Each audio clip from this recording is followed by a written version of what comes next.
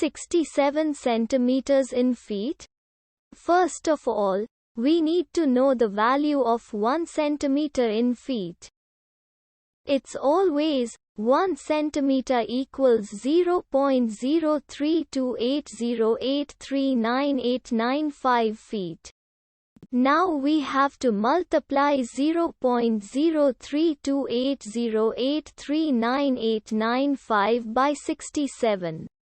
Therefore, 67 centimeters times 0.03280839895 feet equals 2.19816272965 feet.